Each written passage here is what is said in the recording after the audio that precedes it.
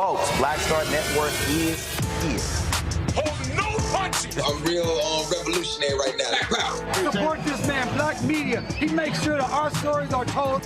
Thank you for being the voice of Black America, Roland. Stay black. I love y'all. All momentum we have now, we have to keep this going. The video looks phenomenal. See, this difference between Black Star Network and Black-owned media and something like CNN. You can't be Black-owned media and be scared. It's time to be smart. Bring your eyeballs home. You dig?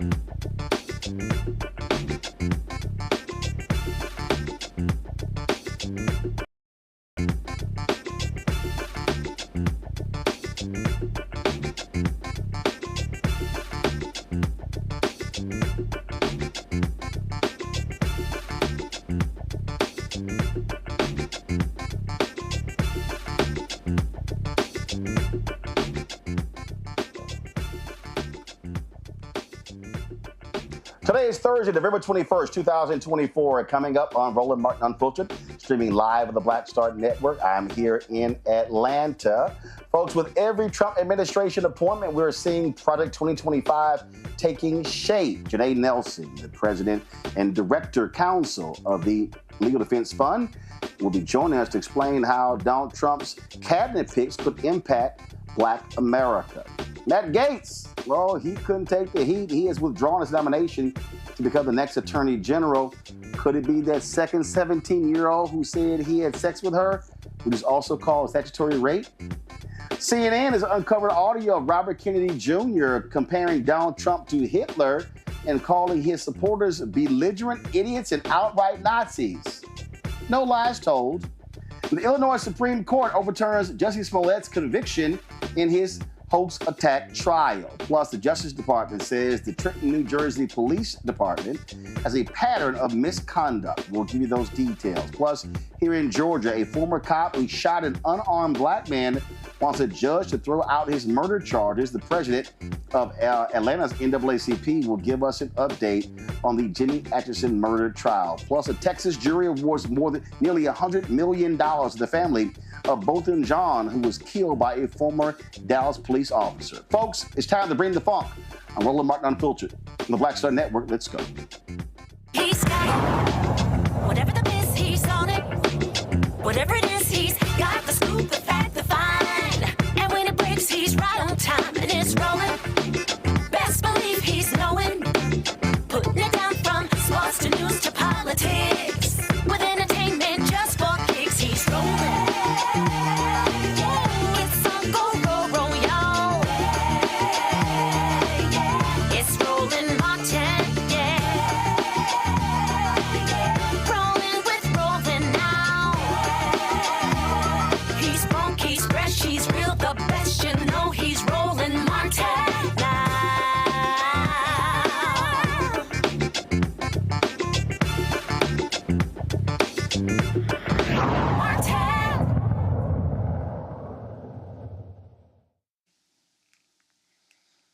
All right, folks, we talked about Project 2025 and exactly what it means, and it is going to have a devastating impact on Black America.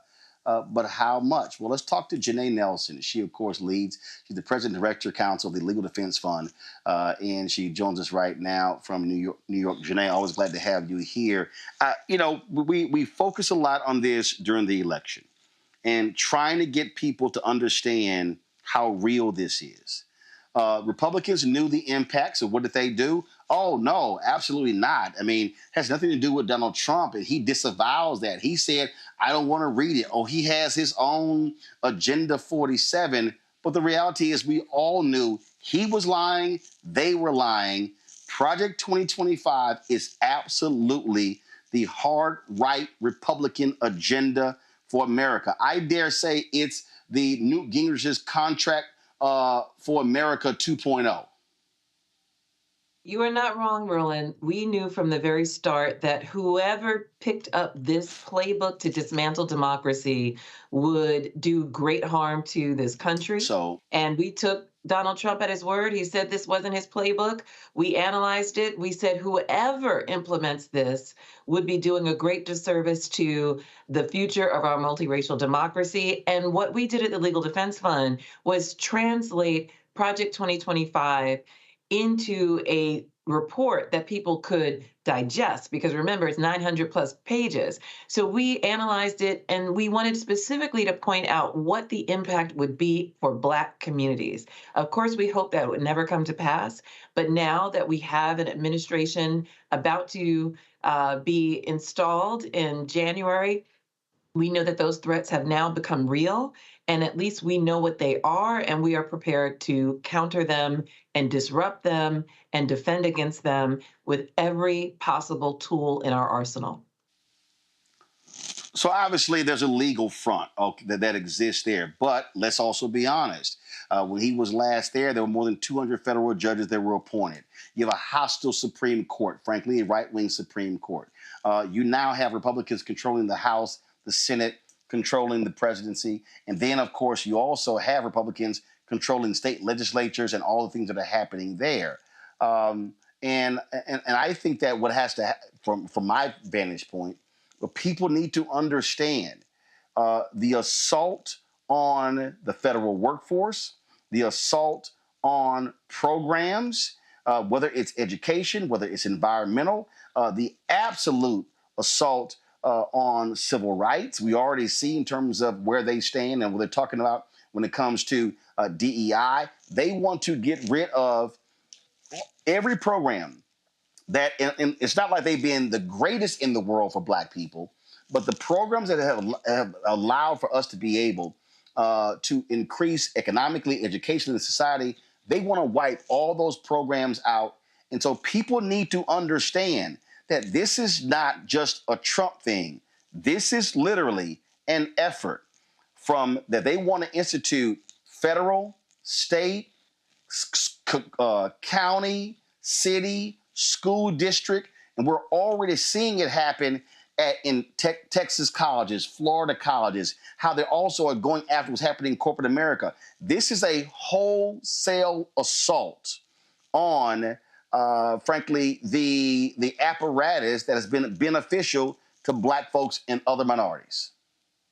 That's absolutely right. We are going to be battling on every single front at the federal level, which we know they are stacked against us because there's complete control of Congress forthcoming. The next Congress, the 119th, will be an extremist Congress.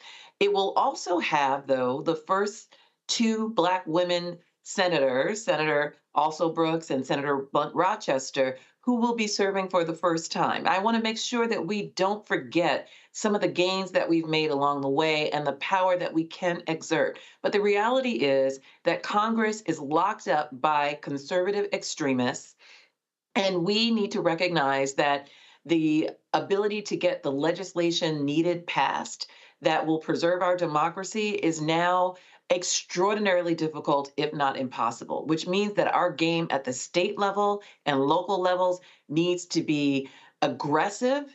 We need to mobilize, we need to organize, we need to understand every lever of power at state and local levels, and not to give up the fight at the federal level. We saw today, for example, that when we push back on extremist, unqualified, sycophantic nominees like the one, Matt Gaetz, who was suggested to become the next U.S. Attorney General, that with enough pressure and enough exposure about the weaknesses of these nominees, we can force their hand, and Matt Gaetz withdrew. And that's very important because the bar has been set so very low that President-elect Trump believes he can put almost anyone in charge of our most important federal agencies. And if you had any regrets about the way you went forward with your vote to install a new government that's hostile to democracy, you need to be standing up right now and demanding qualified nominees for our agency cabinet members who care about the rule of law, who will uphold civil rights, and who will uphold the Constitution. I have not seen a single nominee that fits that bill and who is actually qualified to be part of our federal government leadership. You talked about not giving the fight up on the federal level, but I do want to go back and talk about the state level. And the reason I want to talk about that is because I don't think people really understand why, from a legal standpoint, why these state Supreme Courts matter. So we just saw in this election gains with the Kentucky Supreme Court, the Michigan Supreme Court. Allison Riggs is holding on to her seat on North Carolina Supreme Court. Anita Earls is going to be up for re-election in 2026, but in 2028, there are 3 Supreme Court seats in North Carolina. If folks focus on that, literally, that court could flip back Democrat. Now, how does that now impact it? Well, when the Democrats controlled the North Carolina Supreme Court, they ruled against political gerrymandering. It used to be Republicans had a 10-3 advantage on the congressional level. It then went to 7-7. Republicans now control it. It went back to 10-3. That's 4 seats. Those 4 seats are how the Republicans have the majority, how they control the House, just that one state. You now go to Wisconsin. We saw what happened when the Democrat won in Wisconsin for the state Supreme Court race. There's another seat, that's an open seat that's up in April.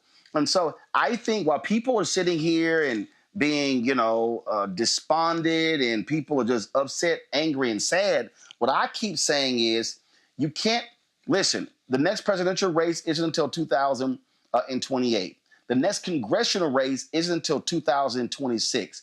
We need to be thinking, and as you said, mobilizing and organizing around these crucial state races and do pickups here, here, here to understand how you begin to piece this thing back together, if you will. No, you're absolutely right. We have got to be focused on state and local elections, and state legislatures matter, governors matter. All of the elections up and down the ballot at the state and local levels are key. And you're right, the balance of power can tip in any direction.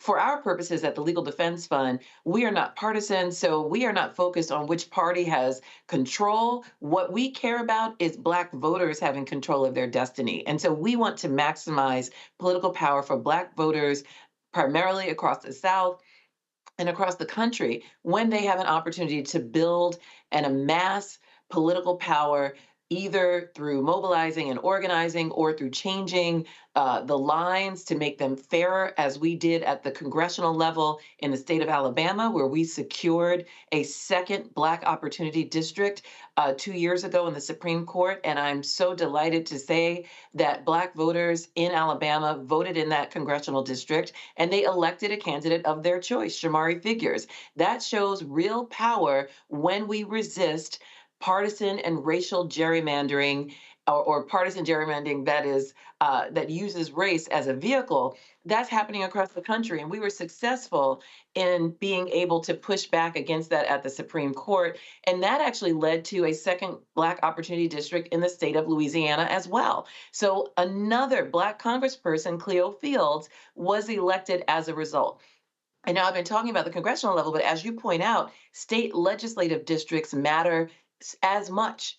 They matter as much. And in fact, sometimes they can affect laws that impact our day-to-day life in ways that we feel more acutely than even the people in Congress or even who's president.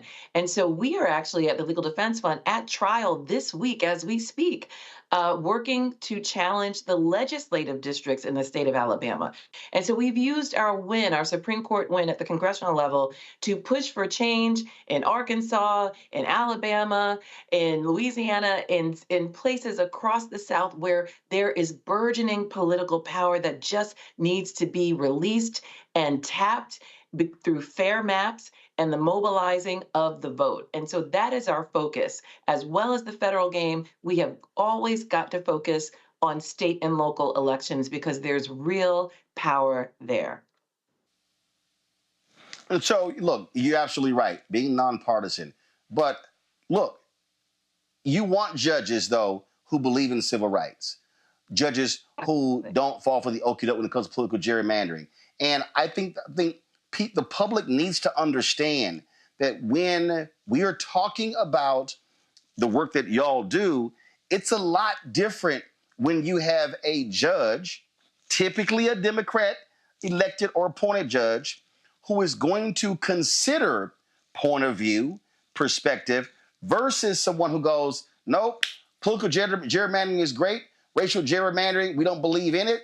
We don't believe in systematic racism. So who sits in that seat matters. Determines Absolutely. How the law is applied. No question about that. And we often talk about the federal judiciary, which is extremely important, but there is so much work happening in state courts, your criminal courts. Most prisoners, most people who are incarcerated or deal with the criminal legal system are dealing with it at the state level. Most people who are sentenced to capital punishment are sentenced at the state level. So many small claims and business claims and important state rights issues are litigated at the state level. So you are absolutely right that state courts matter. Those judges that you see on your ballot, and you may not know the names of those individuals, you need to look at them with as much care and consideration as you do the members of the Supreme Court. Because in your state, it's those trial court judges, it's those appellate judges and Supreme Court judges at the state level who will determine much of the issues that you will encounter as a resident of your state. And remember, most cases actually aren't adjudicated there. Very few cases go to the Supreme Court. In fact, the docket at the Supreme Court has been dwindling year to year for over a decade. So when we're talking about who's actually deciding issues to affect everyday life, we are talking about state judiciaries or federal judges at the trial court and appellate court levels.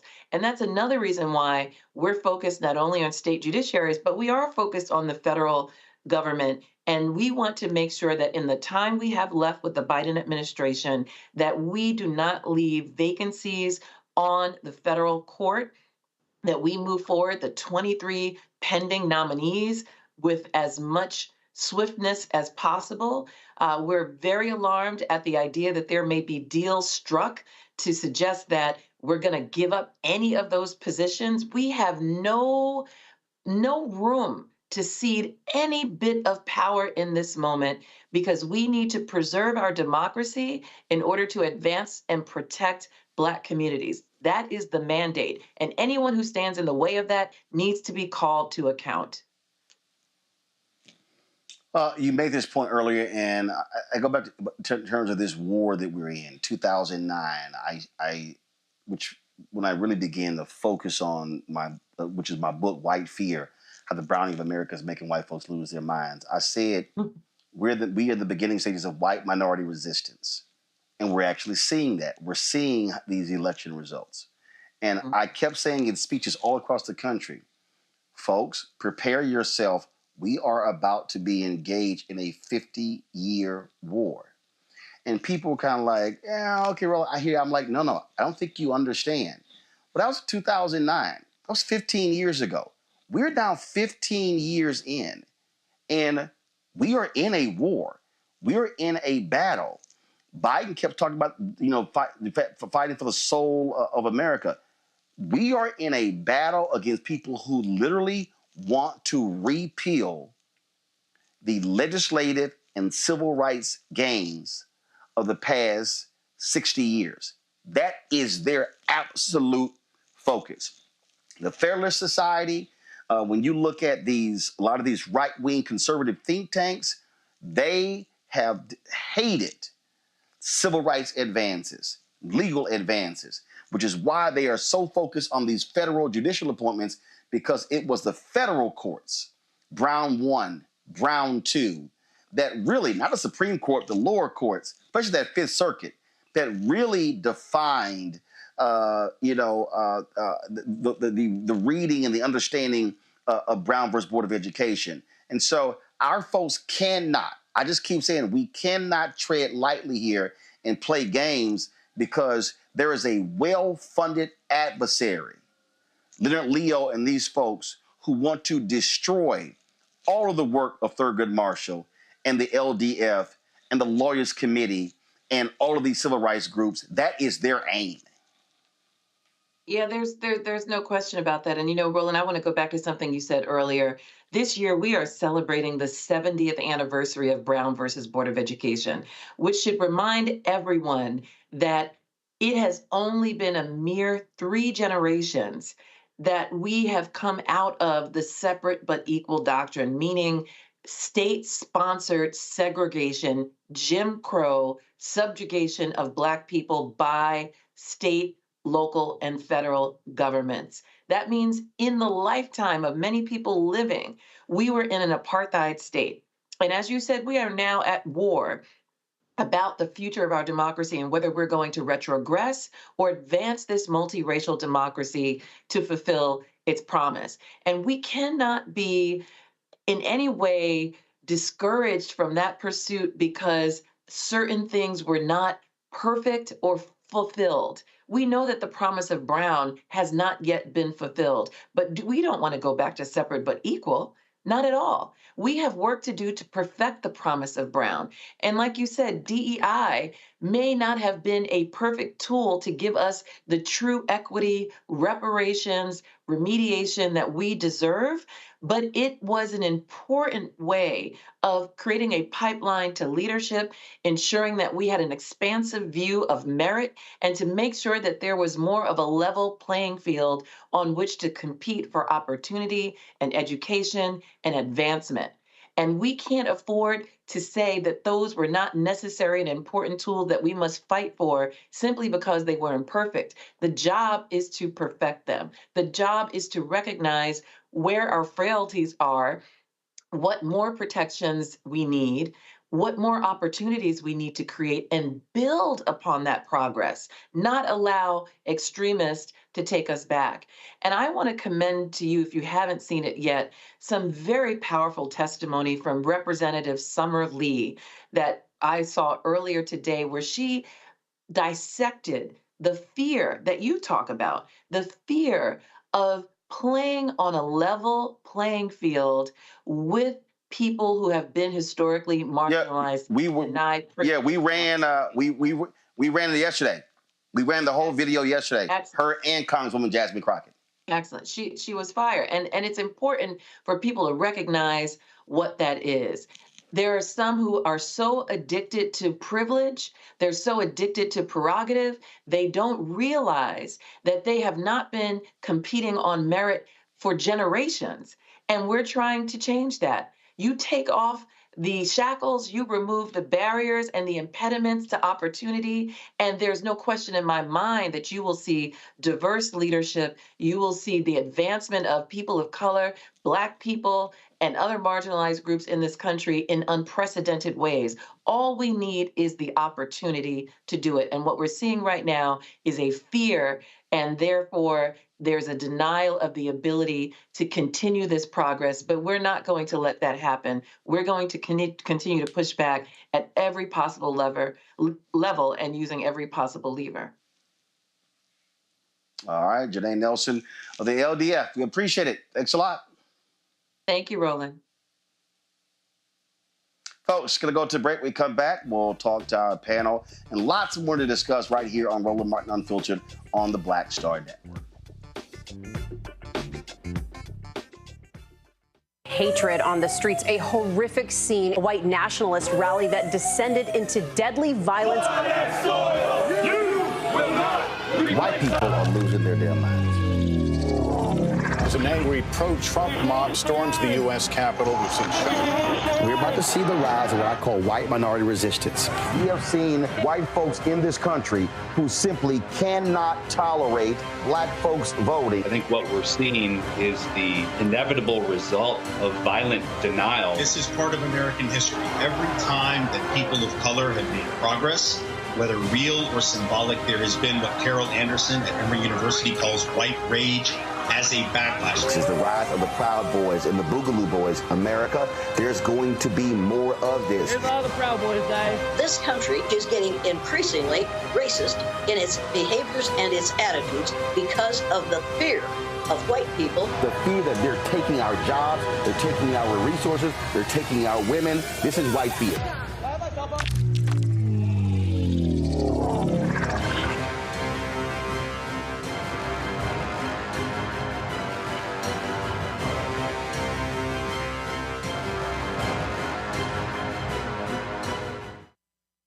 Hi, I'm Isaac Hayes III, founder and CEO of Fanbase.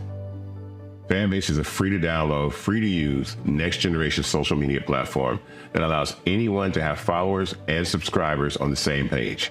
Fanbase was built through investment dollars from equity crowdfunding from the Jobs Act. People just like you helped build Fanbase, and we're looking for more people to help build Fanbase. We are currently raising $17 million in a Regulation A crowdfund on Start Engine.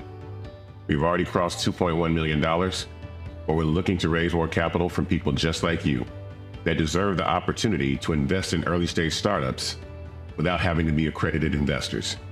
So right now, I'd like you to go to startengine.com/fanbase and invest. The minimum to invest is $399. That gets you 60 shares of stock in Fanbase right now, today. And then use Fanbase to connect with friends, grow your audience, and be you without limits.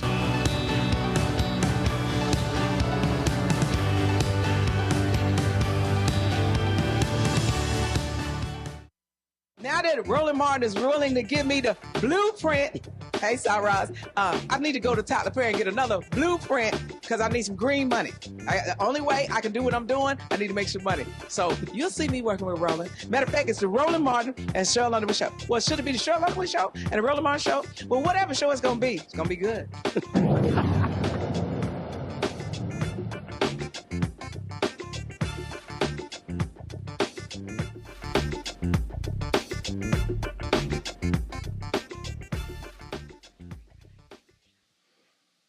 All right, folks, our panel, Derek Jackson. He is a state representative here in Georgia, joining us from Atlanta. Long Victoria Burke with Black Virginia News out of Arlington, Virginia, and Joy Chaney, founder of Joy Strategies out of D.C. Glad to have all three of you here. Derek, I'll start with you. What I was saying there with Janai, we really need to understand, and I think people need to understand that what we are seeing, this is real. You've got billionaires, not just Elon Musk, but you're that billionaire who gave Leonard Leo $1.3 billion to spend however he wishes. And he is funding, they are literally funding this infrastructure change. This goes beyond the Federalist Society. And so We can't be willy-nilly about what is happening all around us. There is a clear and present danger of the right wing who wants to attack anything and everything that Black folks have benefited from. It's right there in our faces. Mm-hmm. You know, Roland, it's amazing how you have been sounding the alarm since Taraji mentioned Project 2025 back in June. And now we're starting to see their game plan with all the Trump picks. I mean, these are unqualified individuals. And so it's not going to just impact Black people, it's going to impact America. I mean, you know, just listening to you and Janai Nelson, I started writing down some notes on just the Supreme Court. Let's just take the Supreme Court, for example. Citizens United, the Chevron case, Roe v. Wade, affirmative action, Voting Rights Act are just a few that the Supreme Court started to unravel before the implementation of Project 2025. Then I started writing down some other things, Roland, as you were talking, and you mentioned in your book 15 years ago, Brown versus Board of Education, Loving versus Virginia, Miranda rights. I mean, if you think about this, if we don't have Miranda rights, Roland, that's going to impact every Black person that is profiled, that they want to give police officer sovereign immunity. And so when you start to look at where we're about to head into starting January, the gravity of this is not just the unbalance of checks and balance in our government system. This is going to be billionaires running wild, Trump running wild. And let me make this last point, Roland, is this. All these individuals that voted for Trump, these picks, Roland, they're not for them. It's not going to solve their problems. It's not going to solve their kitchen topic, table topic issues. These things are solely for Trump. It has nothing to do with the 74 million people that said, yes, he's our guy. We voted for him. They're about to see the unraveling of this, the protections that America have for them. You know, Lauren, I listen to a lot of these brothers and sisters, Black folks who are MAGA Trump supporters. They talk about, what they want to get financially and how things are going to happen. And I'm sitting here going, do y'all understand? They are not trying to help you financially. They are not trying to help you launch businesses. They're not looking to expand SBA loans to Black entrepreneurs. And all of these people, they don't even realize that the programs that have been created, that they have been able to take advantage of, they want to get rid of them. And I'm like, I don't know what world y'all living in, but that's exactly what Project 2025 and the Republican agenda is all about. Yeah, and they couldn't even be bothered to even hire like Byron Donalds or Tim Scott into the cabinet on a very insular and individual level. You don't even see them, you know, helping anybody that actually helped Trump's campaign, you know, to this point, much less a groupthink about African Americans in general. Typically in a Republican administration, there is a group of Black Republicans who does see some benefit. We've yet to see what group of Republicans that's going to be. We haven't seen anybody yet.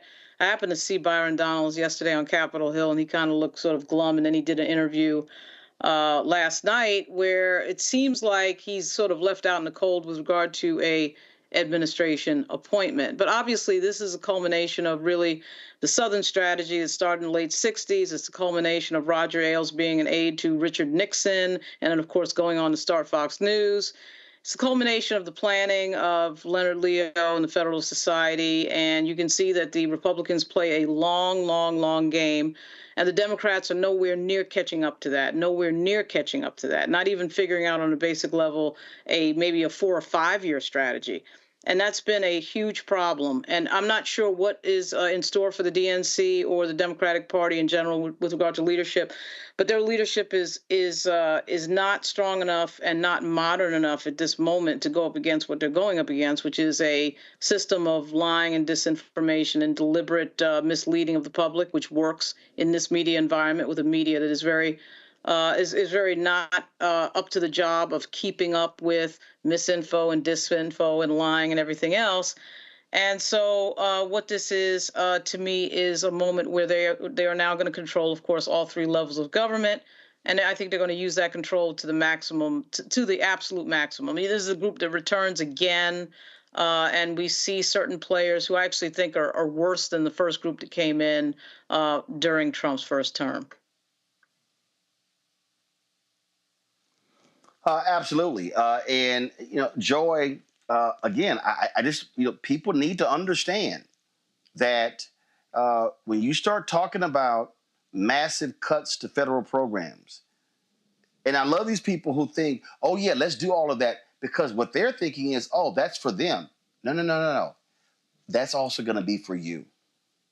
That's right. It's for you. And a lot of those poor white people who voted for Donald Trump, it's for you, too. A lot of them are dependent on Medicaid. A lot of them are dependent on all the same social services programs that they think are for people of color, but it's also for them. The cuts to Medicaid to fund tax breaks, tax cuts that they are not going to get. Cuts to Medicare to fund tax breaks that they are not going to get.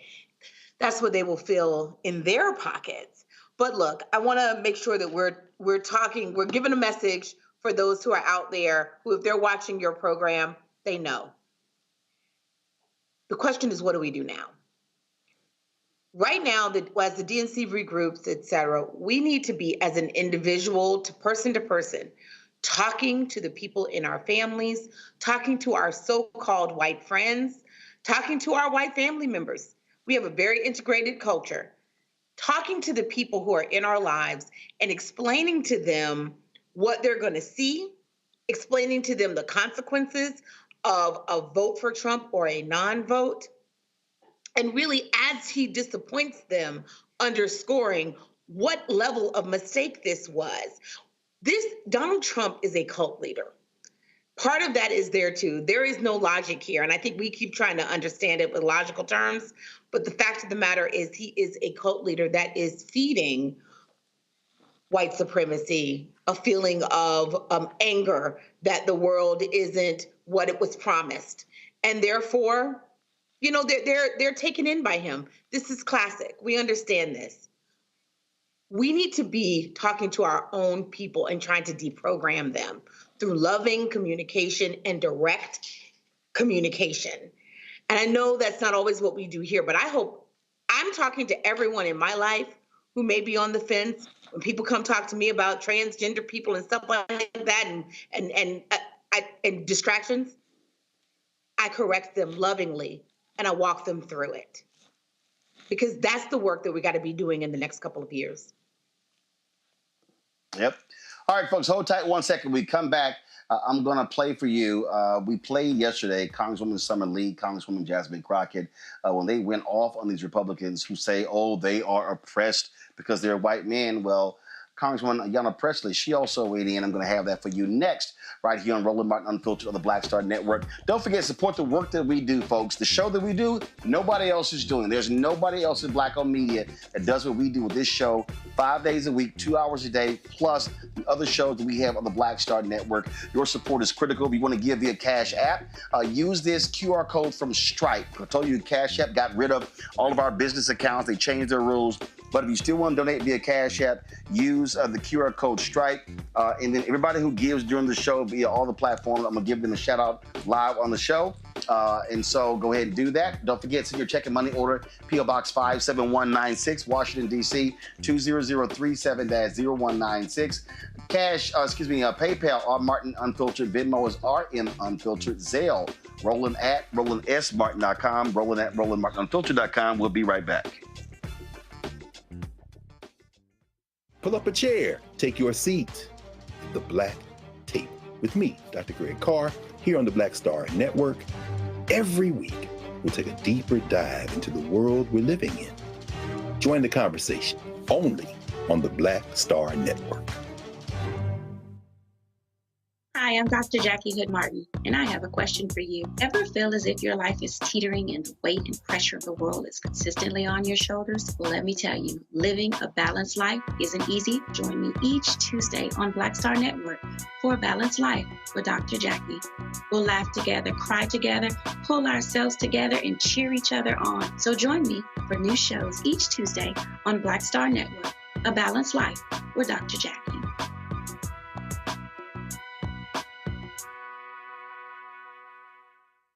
When you talk about blackness and what happens in black culture, covering these things that matter to us, speaking to our issues and concerns. This is a genuine people-powered movement. There's a lot of stuff that we're not getting. You get it, and you spread the word. We wish to plead our own cause.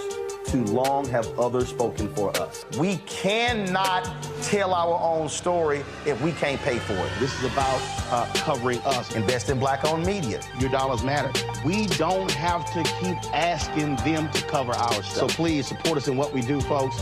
We want to hit 2,000 people, $50 this month, raise $100,000. We're behind 100,000, so we want to hit that. Your money makes this possible. Checks and money orders go to P.O. Box 57196, Washington, D.C. 20037-0196.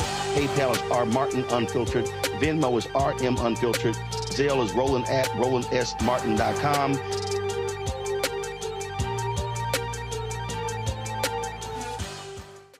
This is Reggie Rock Byford. You're watching Roland Martin, unfiltered, uncut, unplugged, and undamn believable. You hear me?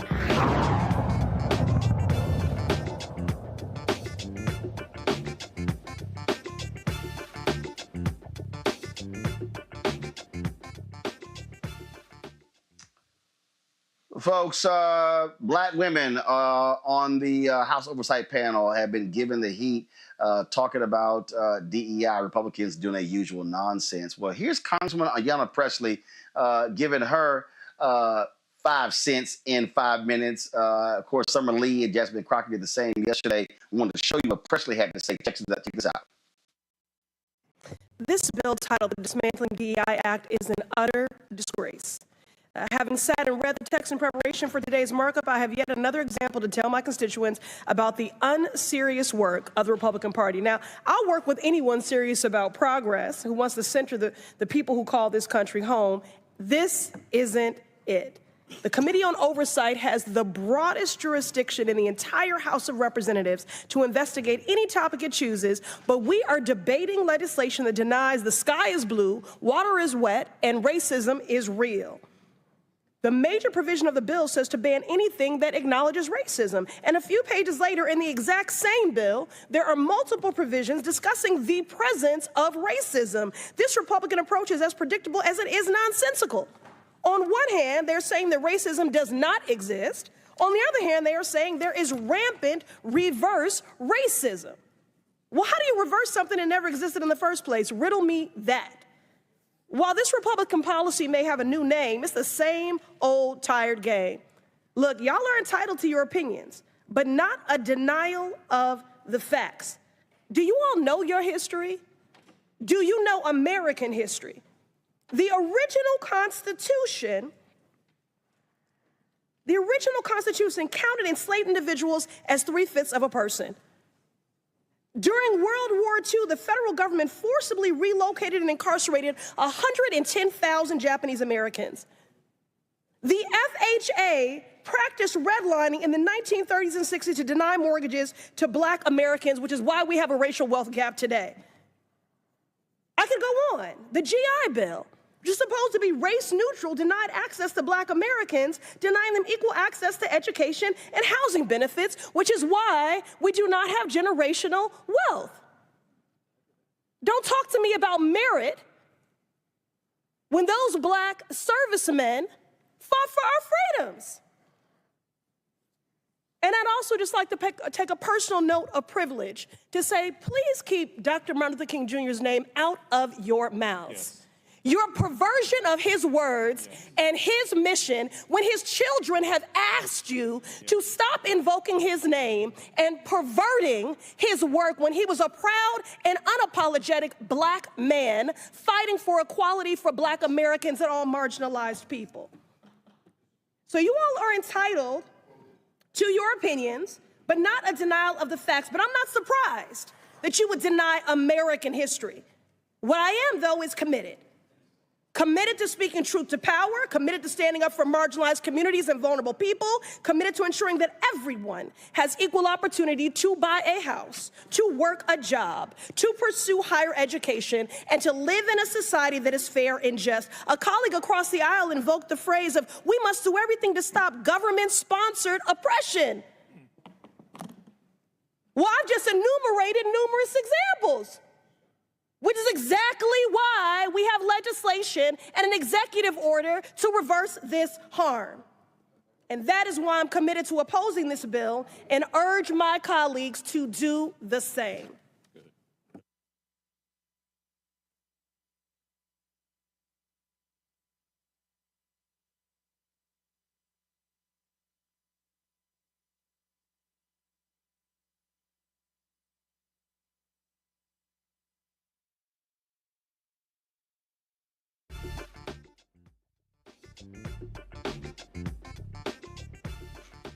All right, folks, that was Congresswoman Ayanna Pressley.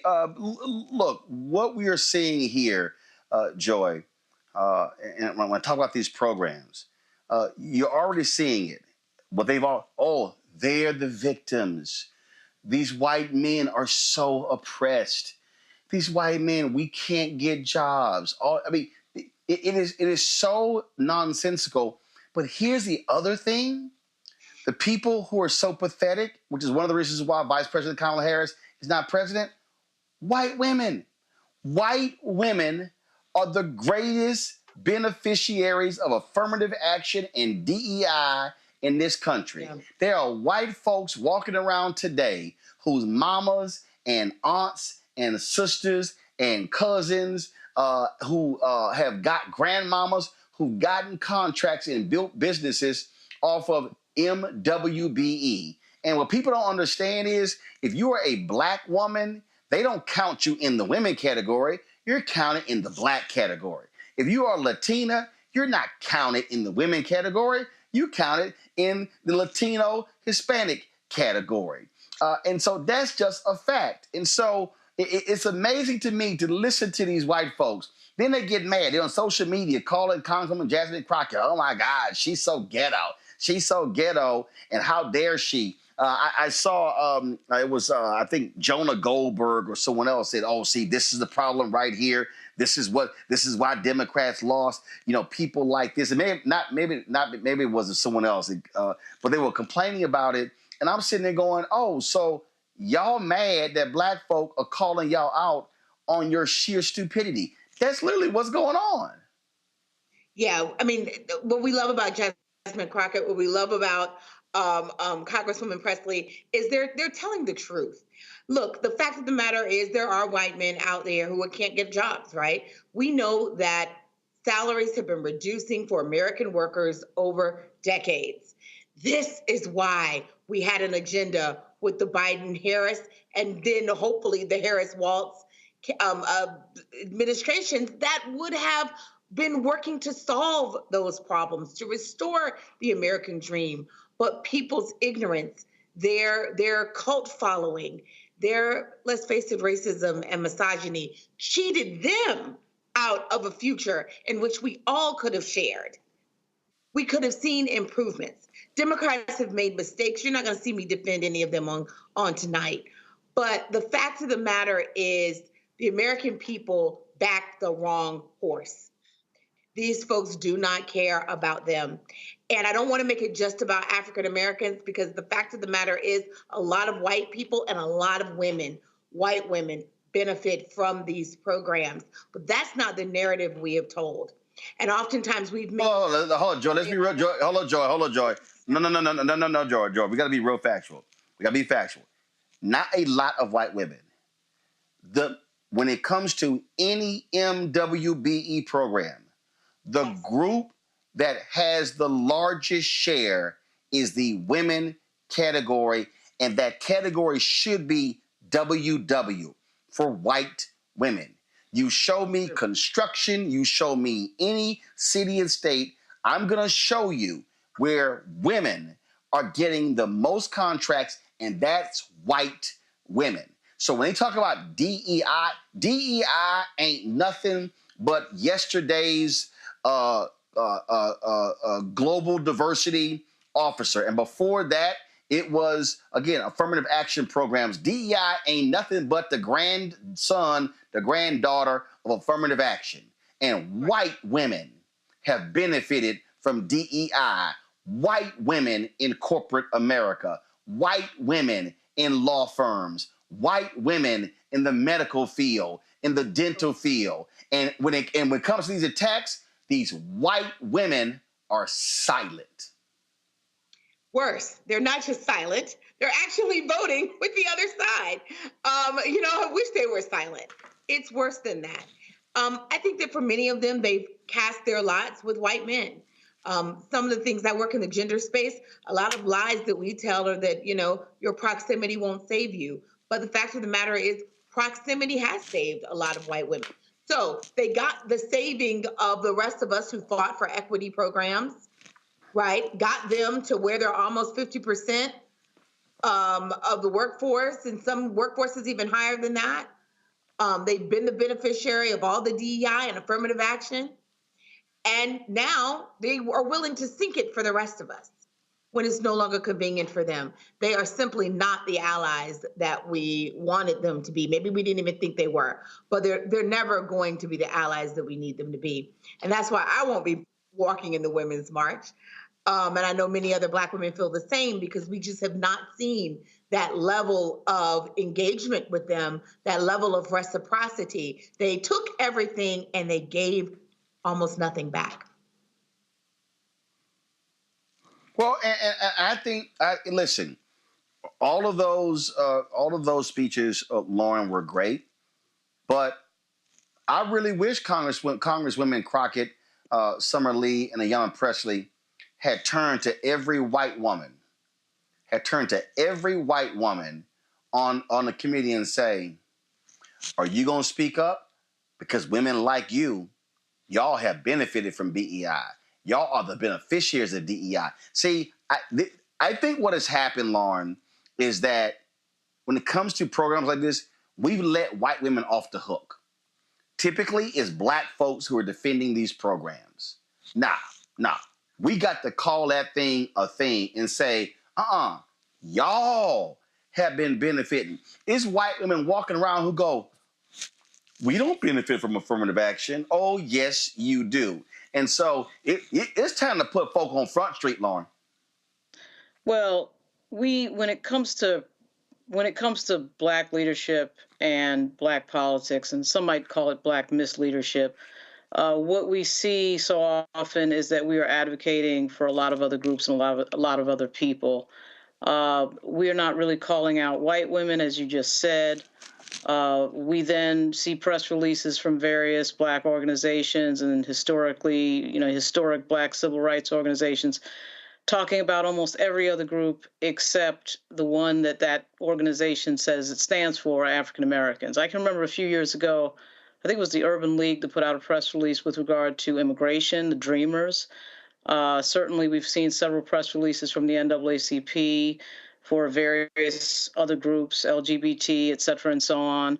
And that's all fine if the streets are paved with gold in Black communities and everything's perfect in our communities, but it isn't. And when you're only 13 and 14% of the population, it's really important that your leadership is laser focused on some of the bigger issues that you are dealing with. And obviously, when we talk about any sort of opportunity, when we talk about DEI, opportunities for jobs and wealth building, it's really important in the Black community the leadership stay focused on that, because that wealth building piece was dismantled, obviously, during our first 300 years in this experience of being in the United States.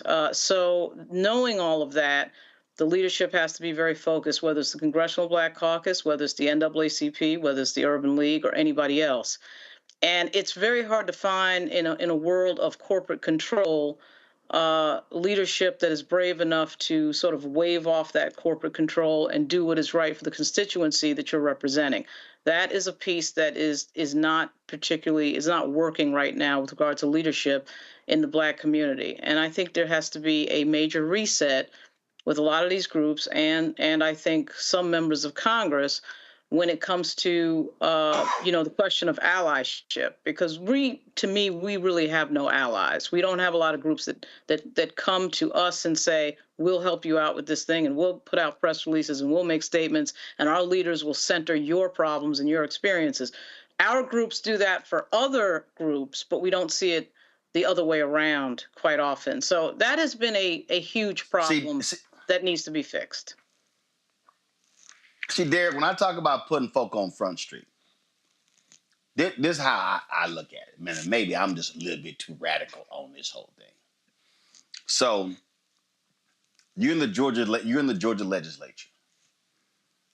I would sit here and I would go, how many white women in this body have companies that do businesses with the city, the county, school board, or state? And I would sit here and say, Representative so-and-so, you against DEI? Well, that's interesting because you should get contracts because you're a woman. That's DEI. So-and-so, oh, you got $6 million in contracts from this year, from your business. Oh, you are the beneficiary of DEI dollars. You did DEI. When I was at Texas A&M there, I gave it was a speech communications class and we had to give a presentation. So I picked affirmative action. And this is what I said. I was the only, I think maybe it was one of the Black person in the class. And so I said, how many of you in this class, your mothers own businesses? And hands went up. And I said, how many of your mothers, to your knowledge, have received city, county, state, federal contracts? Hands went up. I said, congratulations. Affirmative action is paying for your college. Man, these white folks, they were aghast. And I said, oh, I'm sorry. Your mamas are benefiting from affirmative action. Your mamas are getting contracts. They had never had somebody tell them that. See, this is just the moment, as far as I'm concerned, where you got to call folk out and say, yes, you are, maybe we should come up, use the phrase, I just say DEI dollars, bowling for DEI dollars. Oh, you got some DEI dollars? You got some DEI dollars? Oh, you got some DEI dollars. And then use placards and call them out. And then also call out all these women's groups. I would, matter of fact, I think somebody should, one of these conservative women's groups, go pull a roster and see how many of them have businesses and how do they get contracts and go, man, look at y'all with those DEI dollars. Mm-hmm. To me, that's how you got to fight and call these folk out. You know, Roland, I think all of Trump hires are DEI hires. They all white men, right? I do agree that we need to call them out. Because here's the thing though, Roland, and I know you here in Atlanta with us, they don't use the term DEI for them. They use the word legacy, Roland. Your legacy. So you go to Harvard for free because of legacy. You go to Yale for free, your legacy. They don't use the same vernacular. Listen, since last year, Roland, over 30 states have implemented some form of DEI law to either restrict any form of DEI, 30 states. So what do you think is going to happen come January? In fact, 2 days ago, Roland, Trump used the word reparation. He's going to give 3 million white men reparations. He said that's their reparation for those blacks who went to HBCUs. So we do need to call them out, but it requires political courage. Roland, you know as well as I'm in Georgia, the largest black caucus in the United States. What will we do in this manner to do exactly what you just called for us to do? Call folks out, call some of my colleagues who are white women and say, you are receiving dollars. They won't do that, Roland. You know that, and I know that, because they don't want to exercise political courage to get that done. Well, again, I just think that if you want to expose people for their hypocrisy, you got to call them by name. You got to name check them. You got to expose them, and you got to say, "Oh, look at Miss DEI dollars. Oh, she hates DEI, but she gets contracts because she's a woman." Baby, that's called good old affirmative action. I'm just saying that's what maybe should be done. All right, y'all. Hold tight 1 second. We got lots more to talk about, including how in the hell can Shabuzi break records for the #1 Billboard song 18 weeks, yet when they have the Country Music Awards, he gets totally shut out. Wasn't just Beyonce. What do they have in common? I wonder. You're watching Roland Martin Unfiltered on the Black Star Network. When you talk about blackness and what happens in black culture, covering these things that matter to us, speaking to our issues and concerns. This is a genuine people-powered movement. There's a lot of stuff that we're not getting. You get it, and you spread the word. We wish to plead our own cause. Too long have others spoken for us. We cannot tell our own story if we can't pay for it. This is about covering us. Invest in black-owned media. Your dollars matter. We don't have to keep asking them to cover our stuff. So please support us in what we do, folks. We want to hit 2,000 people, $50 this month, raise $100,000. We're behind 100,000, so we want to hit that. Y'all money makes this possible. Checks and money orders go to P.O. Box 57196, Washington, D.C. 20037-0196. PayPal is R Martin Unfiltered. Venmo is RM Unfiltered. Zelle is Roland at RolandSMartin.com.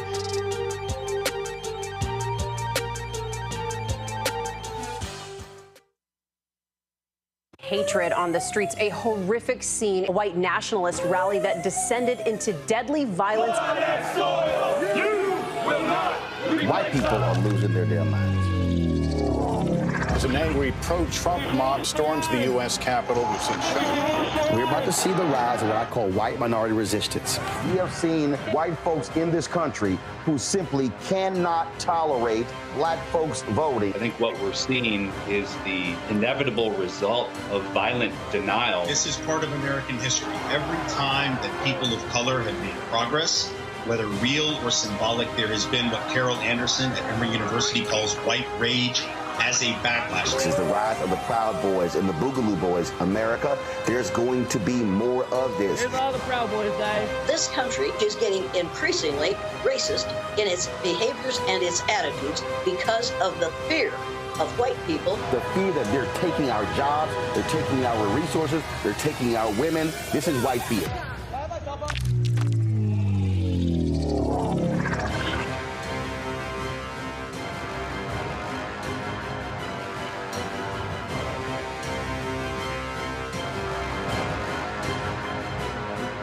This is Motown recording artist Kim. You are watching Roland Martin Unfiltered.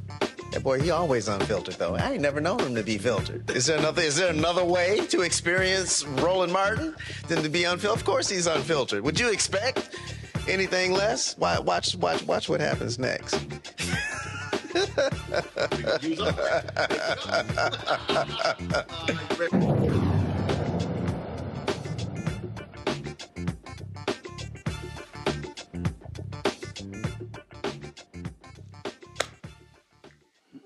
Well, Donald Trump has just announced he's picked former Florida Attorney General Pam Bondi to be his Attorney General pick after his first choice, former Florida Congressman Matt Gaetz, withdrew from being considered for AG. This was a tweet that he posted. I had excellent meetings with senators yesterday. I appreciate their thoughtful feedback and the incredible support of many. While the momentum was strong, it is clear that my confirmation was unfairly becoming a distraction to the critical work of the Trump-Vance transition.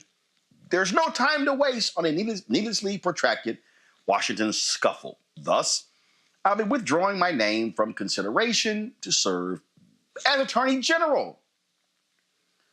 Well, guess what? I ain't got to read the rest of that crap, y'all. But here's actually what happened.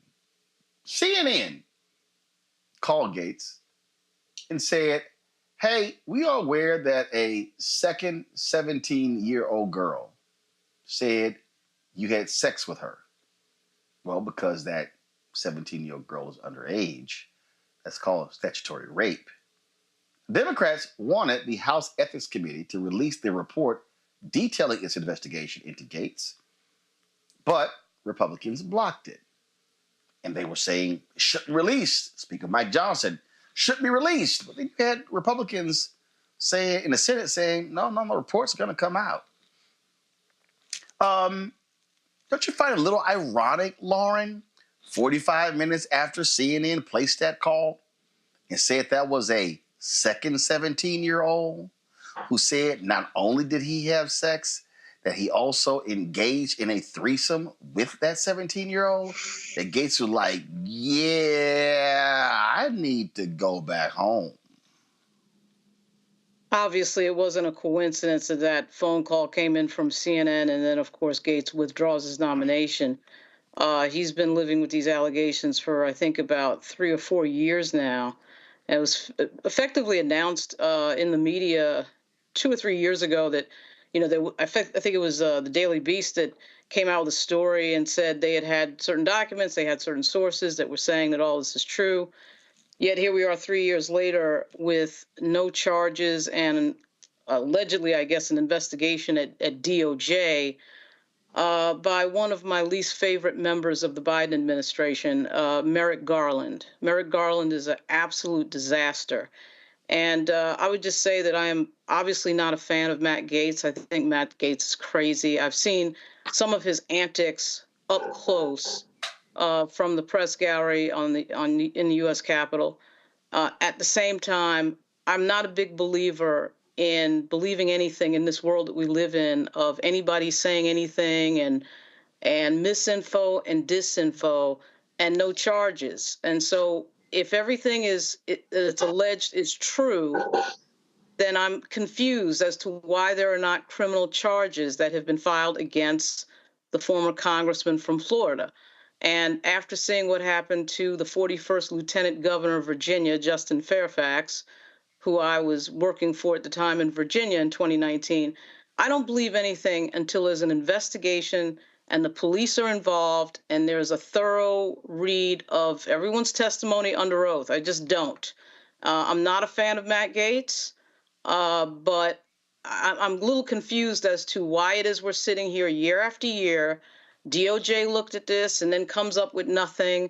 And then we have this moment right here. I mean, maybe it's true. I don't know. But I'm a little bit tired of this sort of routine of having no professional investigation. We have people who investigate things in this country, particularly with regard to sexual crimes. And yet this is always regulated to a discussion in the media and a Jane Doe and all this other stuff. I want facts on the table. I want an investigation. And I want all parties to be heard. But I'm not a fan of this. I'm just not. And that's just where I stand because I've seen it up close. And I think you're right, Roland. Certainly there's a correlation between the phone call to CNN and him resigning. But again, if this is true, where's the Justice Department? Where are the police? And where are the charges? Where's an indictment? I don't get that. That's confusing to me. Well, but here's the deal, though. I mean, look, the reality is this, Joy, and we see this all the time. We know that there are prosecutors who, we don't have enough. We don't have enough. We know even on for the feds, it's like if they don't have a guaranteed win, they're not going to charge. But there were other people who were buddies of Matt Gaetz, who did plead guilty. We also know how they protect members of Congress. And here's the other deal. This is real simple. If there was no smoke here, why did Republicans fight so hard not to have it released? See, that's the real deal here. See, what these folks are doing is they know exactly what's going on, and they have their moral, righteous indignation. But it's amazing how when one of theirs, oh no, we can just overlook all of those things. No, just shut up, confirm them. Nah. Not happening. Not happening at all. Well, let's be clear. What happened behind the scenes is a lot of Republicans also came to President Trump and said, this is going to be a nominee that's not going to make it across the finish line. And therefore, that also was a reason. CNN, political pressure from the inside. Now, with respect to releasing the report, some of them don't want the report released because they also have investigations that have been filed against them, and they would not want the incomplete investigation released. But also, let's be clear, we were going to get that report. Someone was going to leak it. Whether they considered themselves just a rogue agent or a whistleblower, someone was going to release that report. We knew we were going to get it, that the walls were closing in on Matt Gaetz, if you believe he was real to begin with. Because the fact of the matter is Pam Bondi is going to sail through confirmation because he has been, once you have Gaetz stopped, senators are going to be more inclined to accept whoever Trump's replacement is, in this case, Ms. Bondi, who is a credible pick from Trump, especially compared to the yahoos and the clown car participants that he's picked before. So this might have just been the setup, but they overplayed their hand because there was a second person out there. But the fact of the matter is Matt Gaetz was never going to be Attorney General. Derek. You know, Roland, the truth of the matter is there are others that Trump selected with sexual allegations. I just Googled just now, Roland, and 3 others names popped up in addition to Gaetz. Pete Hegseth has sexual allegation. Robert F. Kennedy Jr., sexual allegation. And so when you think about where we are, Pam Bondi is not going to bring charges against her boss or Pete Hegseth or anyone else in Trump's cabinet. And so the reality is we have to figure out what we must do at the state level, where I am as a state legislator, what we got to do to make sure that the rule of law still holds true. But right now, as I see it, I'm not comfortable that they're going to bring anybody to justice as it relates to sexual allegations, sexual assaults, sexual abuse, because they are part of his cabinet. Yeah, well, again, you got Republicans.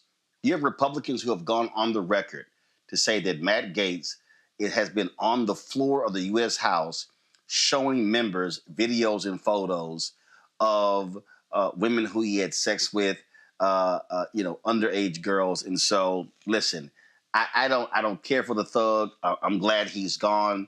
He was despicable, and I certainly hope he gets his comeuppance. And so, thank goodness, he will not be the chief law enforcement officer of the United States. Now, Robert Kennedy Jr. Kissed Trump's ass, got him a big appointment, but CNN uncovered this audio here where he didn't have a lot of good things to say about Trump and his idiot MAGA supporters. Listen. You know, one of the things that you write so beautifully, and your stuff is so fun to read, but you write about Trump. Quote, the way that you build a truly vicious nationalist movement is to wed a relatively small core of belligerent idiots to a much larger group of opportunists and spineless fellow travelers whose primary function is to turn a blind eye to things. We may not have that many outright Nazis in America, but we have plenty of cowards and bootlickers, and once those fleshy dominoes start tumbling into the Trump camp, the game is up. When you talk about fleshy dominoes, Chris Christie comes to mind. Yeah, exactly. Oh, so Derek, they just love themselves some RFK Jr. now. Trump nominated him the Secretary of Health and Human Services, but they lost their minds when Hillary called them deplorables. That sounded a lot more vicious than what Hillary had to say. I'm up here giggling, Roland, because not only did RFK Jr. have a lot of things to say about Trump, but J.D. Vance, Marco Rubio, Lindsey Graham, they all came around. They did a 360 and turned around and kissed the ring, I mean. The bottom line is, Roland, they do not have any morals. Hypocrisy, they eat it for lunch and dinner. They really don't care, because they'll say, just like J.D. Vance said, oh, I said that in 2016, but 8 years later, I really don't mean that. Trump's not America's Hitler. He's not a fascist. And so here we are. What is truth? What is hypocrisy? And so in his cabinet, we're going to find, Roland, the first cabinet meeting, we watched it the first time around. The camera's going to span across all of their faces, Roland, and they all going to kiss the ring. How appreciative that they were selected to be part of this cabinet. They're less than a man. Joy, when I listened to how RFK described Trump and his supporters, I was like, no lies told. In fact, you know what? Let's just hear. Hold on one second. Let's just hear it again. One of the things that you write so beautifully, and your stuff is so fun to read, but you write about Trump. Quote, the way that you build a truly vicious nationalist movement is to wed a relatively small core of belligerent idiots to a much larger group of opportunists and spineless fellow travelers whose primary function is to turn a blind eye to things. We may not have that many outright Nazis in America, but we have plenty of cowards and bootlickers, and once those fleshy dominoes start tumbling into the Trump camp, the game is up. When you talk about fleshy dominoes, Chris Christie comes to mind. Yeah, exactly. Whoa, belligerent idiots and bootlickers. Sounds like MAGA. Yes, bootlickers, cowards. I love it. Frankly, look, I'm thrilled to see it, because I think that after Matt Gaetz, RFK is the next person that they're going to pick off, although Trump might do it himself, because everything that he said rings absolutely true. The worm in his brain is working. He is absolutely correct. He has identified himself and his fellow, now, I guess, Republicans. I have to assume he's a member of that party, or at least in name. Now, the real problem with RFK is that we're taking a person who has extremist healthcare views, dangerous healthcare views that have led to the death of people. And we're trying to say he's over HHS. That's the real scourge. But yeah, he never told a lie about the Trump supporter. Well, I just sat here, and what gets me is, Lauren, I love it how these MAGA nutcases, when they go crazy, when people blast them and call them names, and the nasty, vicious, despicable things that they say about other people, they act as if, oh, how dare you criticize us? They truly are the ultimate snowflakes. Yeah, that's the brand. The brand is, we get to say whatever we want. We get to be as crazy and nasty as we want. And then when you give it back to us, we can't take it. We've seen that year after year after year after year. But oftentimes it is the case that people who are vindictive and negative about everybody else and critical of everybody else can't take any criticism. Somehow that seems to be always the case. I actually think Robert F. Kennedy is going to get through. I mean, if we're going to have a sitting president of the United States who is a felon. I mean, I don't understand why anybody thinks that anyone under him would not get through. I was actually kind of surprised that Gaetz withdrew his nomination. This is their brand. Their brand is we can do whatever we want. We can say whatever we want. We can get felonies. We can break the rules, all that stuff. I think we should remember, though, during the first Trump administration, a lot of these people turned over in a matter of months, and didn't last very long in the positions that they were in. There's a tremendous amount of turnover in the first Trump term, and there's no reason to believe that that's not going to repeat itself. Mm-hmm. All right, folks, let's talk about this story out of Illinois, where the Illinois Supreme Court overturned the conviction of actor Jussie Smollett for orchestrating a hate crime hoax. Smollett's appeal argued that a special prosecutor should not have been allowed to intervene after the Cook County State's Attorney Office dropped an initial 16 counts of disorderly conduct after Smollett performed community service and forfeited a $10,000 bond. Smollett's attorney says the conviction being overturned should not be a surprise. Prosecutions should be based on facts. Prosecutions should not be based on vindictiveness. This was a vindictive persecution, not a prosecution. Let's not make any mistake about that. The Supreme Court was clear. The rule of law and due process have to remain the fundamental process for which the American jurisprudence is run. It is not run by public opinion. Now, we face a big challenge, defense attorneys all around the country, especially in the age of social media, where there's a mass dissemination of information that are not facts in evidence. And the big challenge is holding the line for the rule of law. And that's what exactly this court did, and we're very happy with the decision today. We're very pleased, but it was expected. We shouldn't be surprised. This is the law of the land in this particular state and all around America. 2021, a jury convicted Smollett of 5 counts of disorderly conduct for his 2019 claims of being a victim of a racist and homophobic attack. Smollett was sentenced to 150 days in jail, but was released after only 6 days. Here's a thing right here, Joy, that I think is just really important. That what the attorney says is rule of law. The fact of the matter is this here. There were people in Chicago, Rahm Emanuel, the Chicago superintendent, who later, of course, was kicked to the curb when he was found sleeping behind the wheel of his car. They were pissed off and angry with what Kim Foxx did as the state's attorney.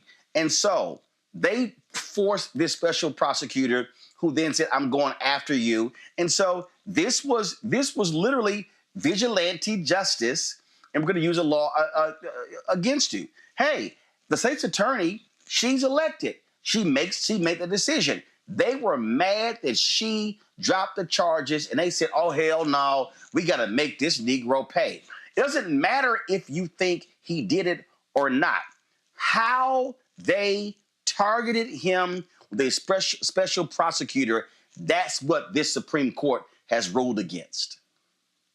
That's correct. I mean, look, when we're talking about the law, public opinion really has absolutely nothing to do with it. This should never play a role here. It's about facts and evidence. It's about doing what you would do in any case where the person wasn't well known.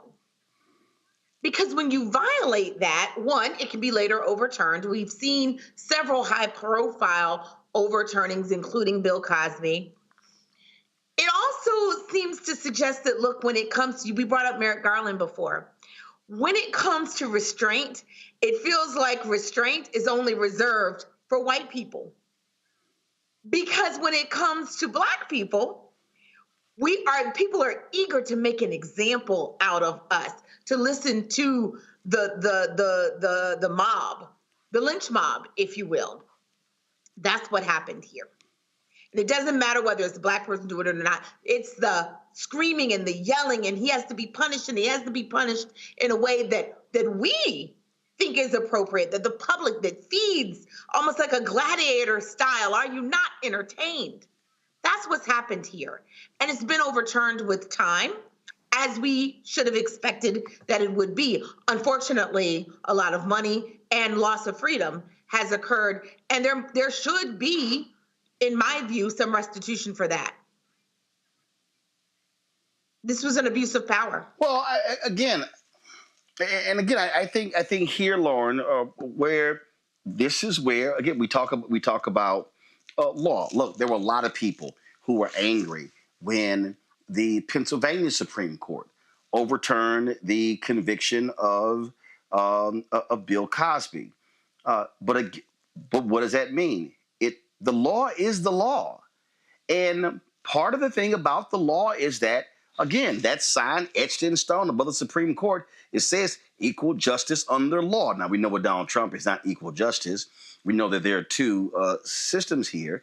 But this is the Illinois Supreme Court saying, yo, y'all used a special prosecutor to override the decision of the state's attorney who was duly elected because you were hell-bent on prosecuting Jussie Smollett. Yeah, they clearly were mad about Kim Foxx's decision. That's obvious. Interesting case, and a real unfortunate thing that it took this long to unpack this entire moment. I mean, this happened in 2019. It's 5.5 years ago. It's like 5 years ago. And finally, we're finding out that maybe they shouldn't have been prosecuted this way. But it is a result of having, I think, sort of a, obviously a resentment for the fact that there was, in fact, a black woman who was in charge of that decision. In the Cosby case, it's very reminiscent of that. When you see sort of these moments where the law is unpacked later, it really is kind of a shame that it can't happen in the same sort of time period. But, public opinion, the court of public opinion, and the feeling that the public wants a certain outcome plays a huge role in these cases. And in the Smollett case, the feeling was, oh my goodness, how dare he do this thing of making up a story? He needs to be punished. That was the overwhelming social media feeling. It was the same thing with the Cosby situation that had gone on for years in the media, and how dare he not get punished? And of course, when you unpack the details very deliberately in a judicious manner, you get different results. And certainly in the rush to sort of get somebody behind bars, a lot of these prosecutors, we've seen it time and time again. John Grisham has a book that just came out called Framed. It goes over 10 cases of people who were prosecuted incorrectly, who were innocent. And of course, the entire Innocence Project, situation, gives us example after example of certain situations like this. I do think it is interesting that his attorney got up and, of course, because that's not what this moment was about. Of course, the attorney did not mouth the words that Mr. Smollett did not make up a story. But this moment, not, as you said, Roland, really isn't about that question. It is the question about whether or not this justice was merited out correctly. But it really was them trying to reverse the decision of a black female prosecutor. Yeah. Here's what's crazy, Derek. Is Derek there? We got Derek back? Yeah, I'm here. Okay. Derek, here's what's crazy. There was a plea deal. He pleads. He fulfills the requirements of the plea deal, and then they come back with a special prosecutor and indict him, charged, and convicted after he had already fulfilled. What the hell? We talking about double jeopardy. What is this? Let's keep prosecuting you even after you agreed to a deal? That is insane. Roland, but you alluded to the point, right? There are two justice systems. And I appreciate Lauren's point about the social justice project, because I recall, Roland, about a month or so ago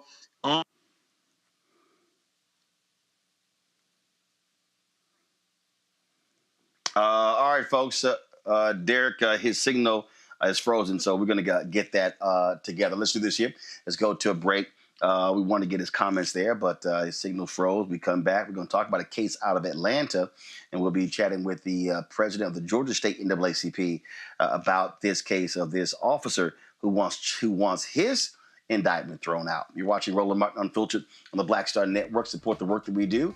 Of course, if you want to give via Cash App, of course, use this QR code to use the Stripe to give via Cash App. So that's it right here.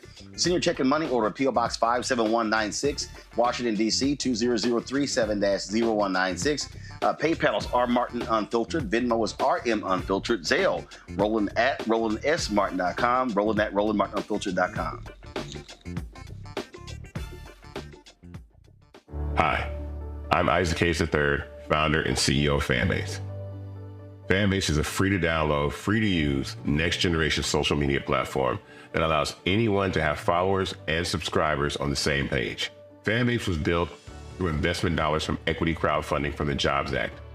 People just like you help build Fanbase, and we're looking for more people to help build Fanbase. We are currently raising $17 million in a Regulation A crowdfund on Start Engine. We've already crossed $2.1 million, but we're looking to raise more capital from people just like you that deserve the opportunity to invest in early-stage startups without having to be accredited investors. So right now, I'd like you to go to startengine.com/fanbase and invest. The minimum to invest is $399. That gets you 60 shares of stock in Fanbase right now, today. And then use Fanbase to connect with friends, grow your audience, and be you without limits.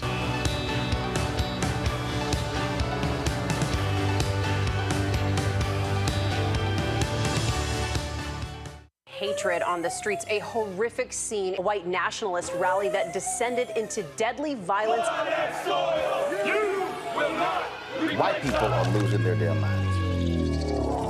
As an angry pro-Trump mob storms the U.S. Capitol, we've seen We're about to see the rise of what I call white minority resistance. We have seen white folks in this country who simply cannot tolerate black folks voting. I think what we're seeing is the inevitable result of violent denial. This is part of American history. Every time that people of color have made progress, whether real or symbolic, there has been what Carol Anderson at Emory University calls white rage as a backlash. This is the rise of the Proud Boys and the Boogaloo Boys. America, there's going to be more of this. Here's all the Proud Boys, guys. This country is getting increasingly racist in its behaviors and its attitudes because of the fear of white people. The fear that they're taking our jobs, they're taking our resources, they're taking our women. This is white fear.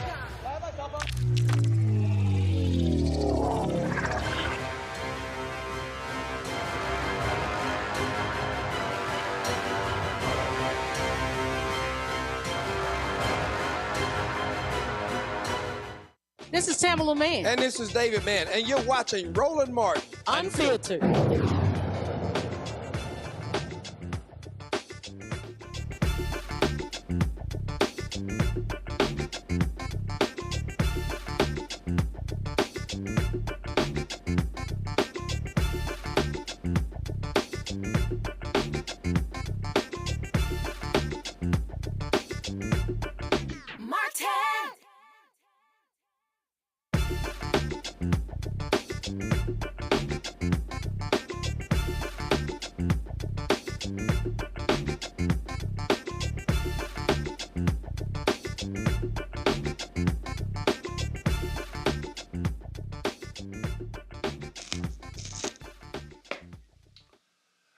The Department of Justice says the Trenton, New Jersey Police Department and the city of Trenton engage in conduct that constitutes civil rights violations. In a 45-page report released Thursday, the DOJ found that police in New Jersey's capital have shown a pattern of misconduct, including excessive force and unlawful stops.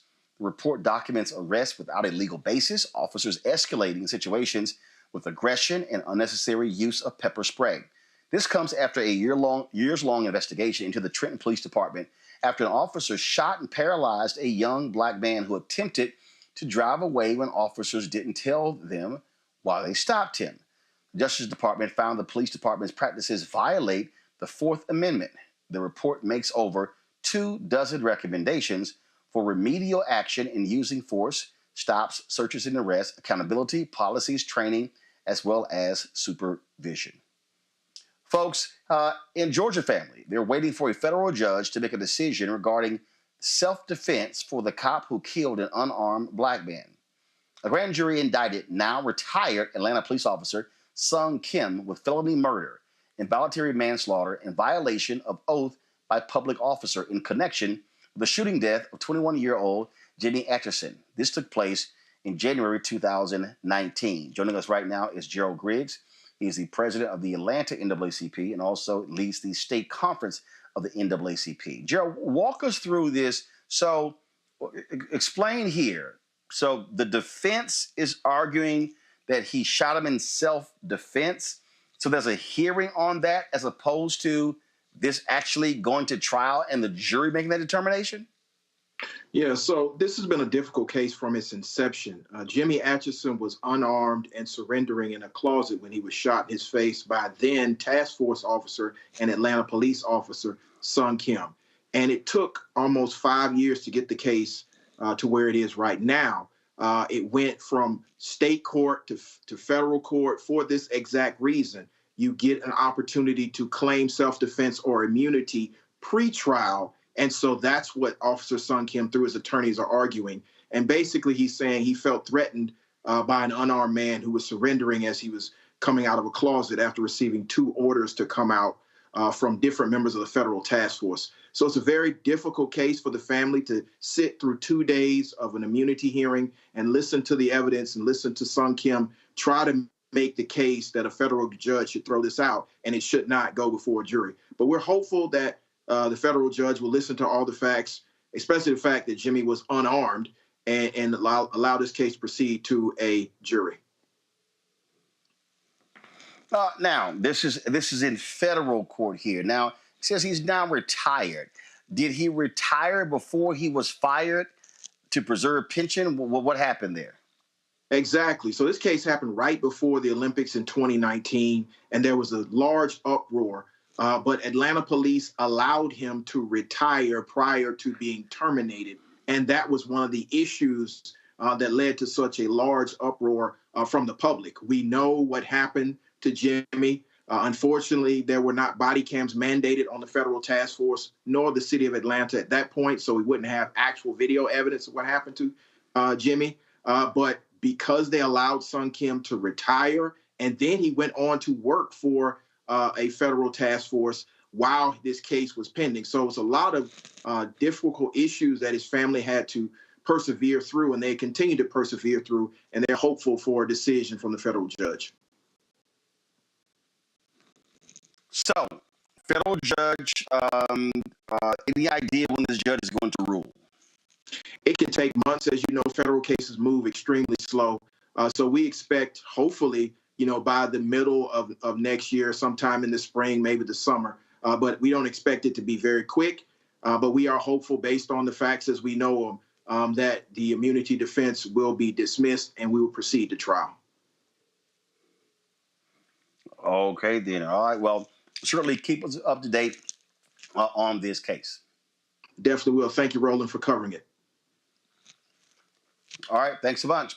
Folks, let's go to Texas, where a Texas jury awarded a multi-million-dollar verdict to the family of Botham Jean. He was, of course, murdered in his apartment by Dallas police officer in 2018, Amber Geiger. The federal jury found that Amber Geiger used excessive force and violated Jean's constitutional rights when she shot him on September 6, 2018. For that, she was ordered to pay about $60 million in punitive damages and $38.6 million in compensatory damages to Jean's family, totaling $98.65 million.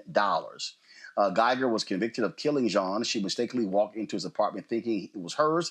She saw the 26-year-old black man sitting on his couch eating ice cream and watching television when she shot him. Geiger is serving a 10-year prison sentence. Of course, this is against her. It's not against the police department, Derek. But I do think this case is. Do we have Derek there? Yeah. Okay. Yes, the reason I'm I think here, this Roland. case is really important.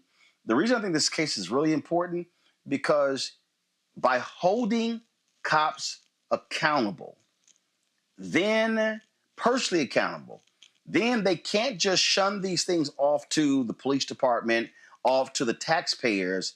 They have to be held accountable. And this goes to the heart of qualified immunity, why you got Republicans who don't want to get rid of it, and where you have others who say no.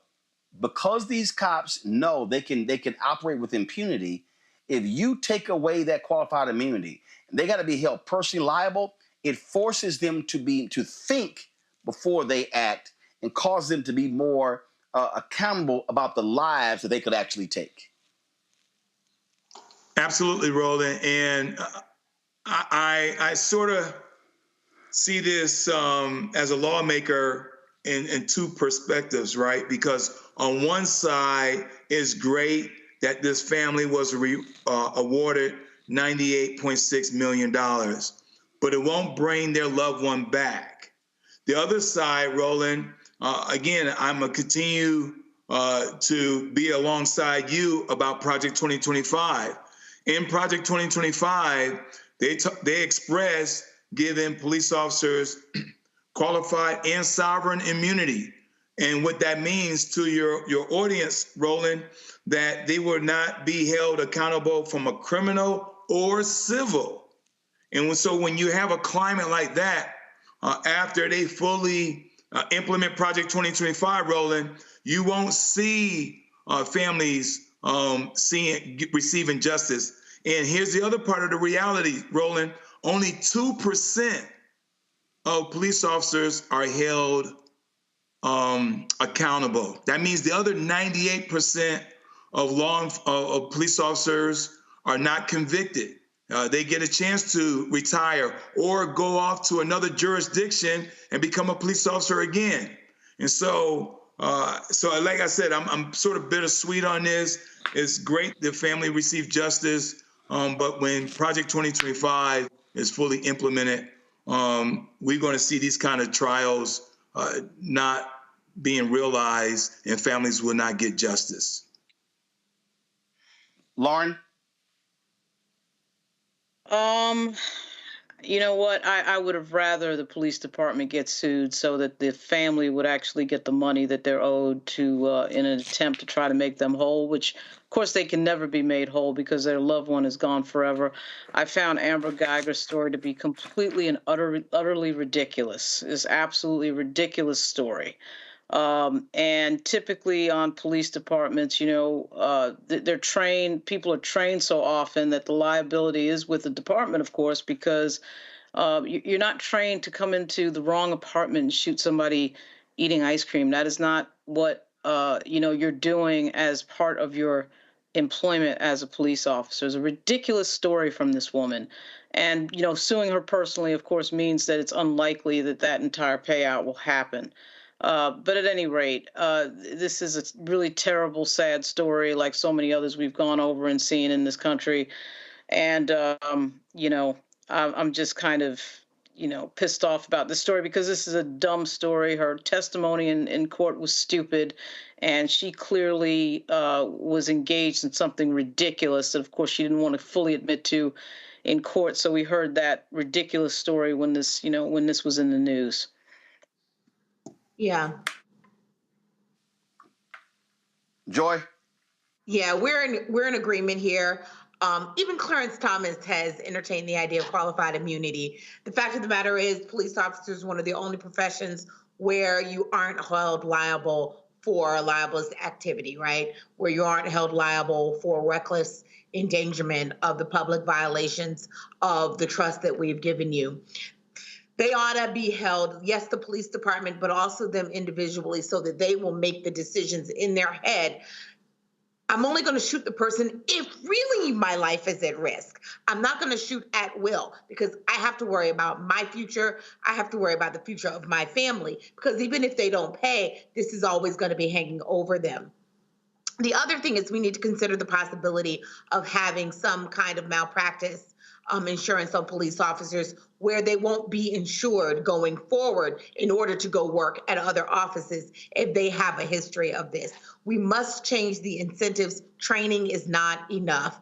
We have tried that model. It's not enough. We can't shame them into doing it. We have to incentivize better behavior by cops, and we have to incentivize police departments to make better choices about who works for them. And that means also diminishing the role of the police union. Absolutely. All right, folks, gotta go to the break. We come back. Country Music Awards. How in the hell can you be the breakout star of the year, Shabuzi, and you just get completely shut out of all the top awards? And then, what was the shade thrown towards him from the stage? People are talking about this on the social media. We're going to talk about it next, right here on Roland Martin Unfiltered on the Black Star Network. Hi, I'm Dr. Jackie Hood Martin, and I have a question for you. Ever feel as if your life is teetering and the weight and pressure of the world is consistently on your shoulders? Well, let me tell you, living a balanced life isn't easy. Join me each Tuesday on Black Star Network for A Balanced Life with Dr. Jackie. We'll laugh together, cry together, pull ourselves together, and cheer each other on. So join me for new shows each Tuesday on Black Star Network, A Balanced Life with Dr. Jackie.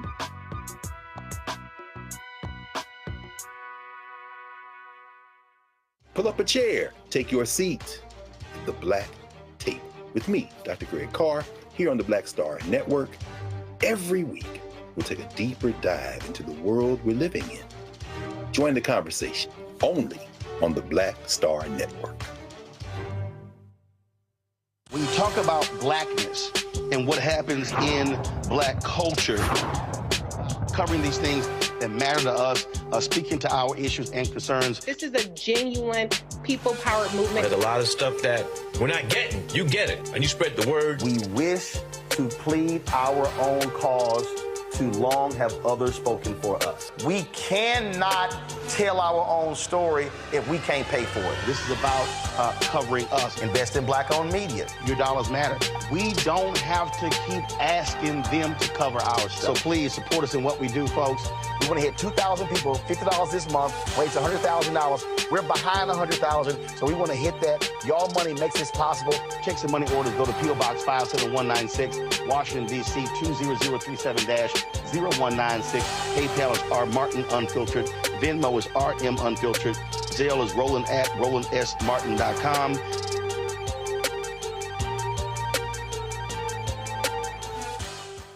I'm Russell L. Honoré, Lieutenant General, United States Army, retired, and you're watching Roland Martin Unfiltered.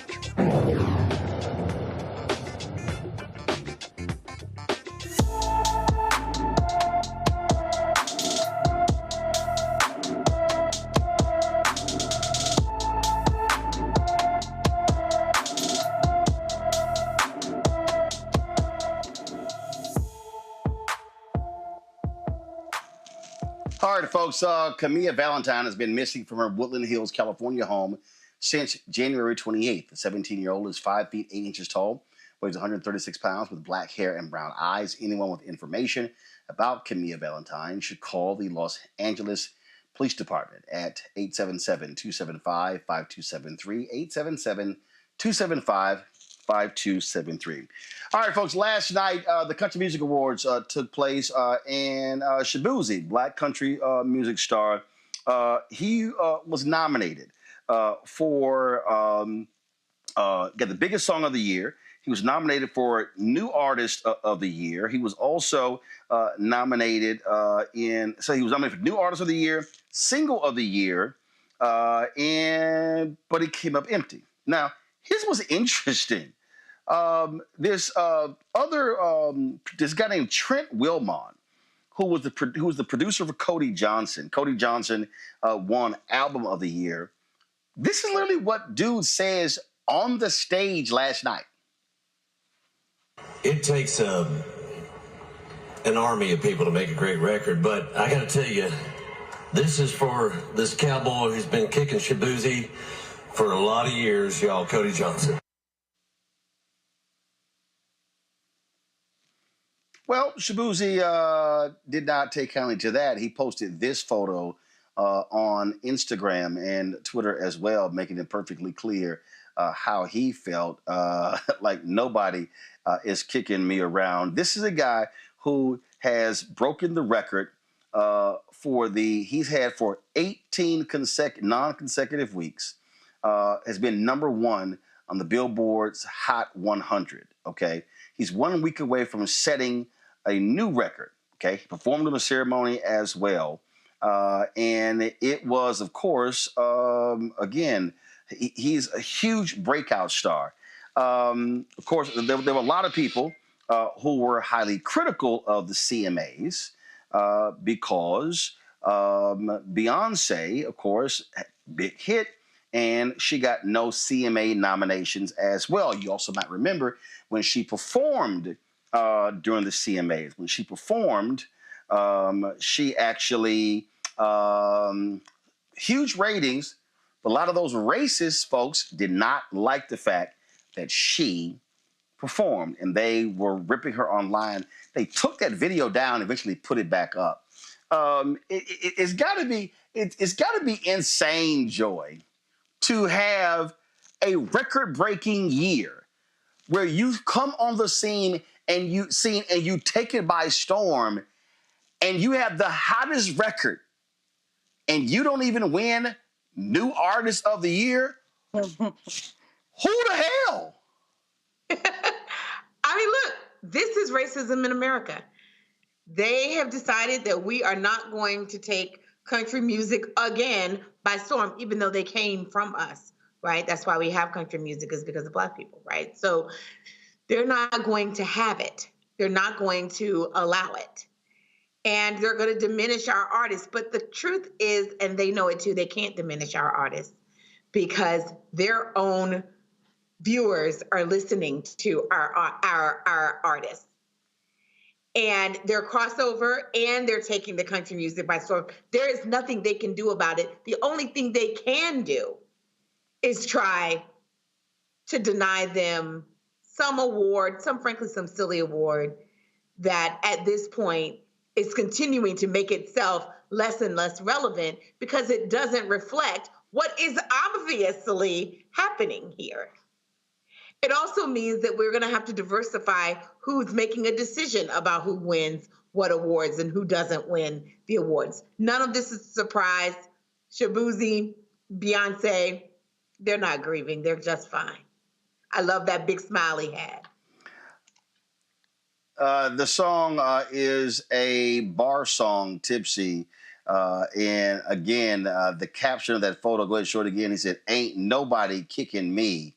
And to me, that was the appropriate response, Lauren.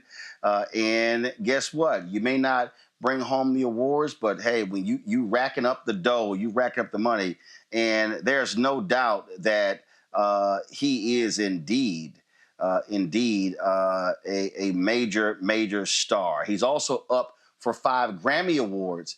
And so let's see what happens at the Grammys. Yeah, the Country Music Association is made up of, 6,000 people, which is a relatively small amount of people when we talk about the metrics of music, when you can sell into the millions. And this song is a phenomena. I don't know that Shabuzi is really in need, or Beyonce is in need of this type of white validation, quite frankly, because there's something, as Quincy Jones once said, there's something almost on a religious level about music. And what happens is that popular phenomena of people listening to his music and going to see him in concert would overtake anything that CMA would ever do. It kind of reminds me a little bit of what happened to Spike Lee with the movie Malcolm X, when Son of a Woman won, or actually it was Al Pacino who won the Best Actor, and Denzel didn't win, and the movie didn't win. And we look back on it all like, what movie do we remember? We remember Malcolm X more than we remember Son of a Woman, right? So it's kind of the public speaks, and they'll win out in the end. And I just don't think they are in need of this type of white validation. It really just doesn't matter.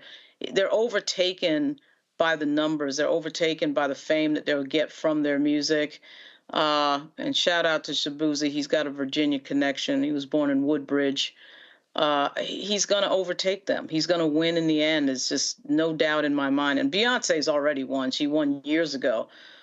It really is kind of cute that they think that they can diminish these people. They're not going to be able to do it. Well, it's funny, of course, when you look at the numbers, you look at how you perform, you look at, frankly, being number one. And I get a kick out of these people, Derek, who go, this is our culture. It's ours. You didn't even create it. Right. Because Roland, they do know. Black people did. You didn't even create it. History. Black people created country music.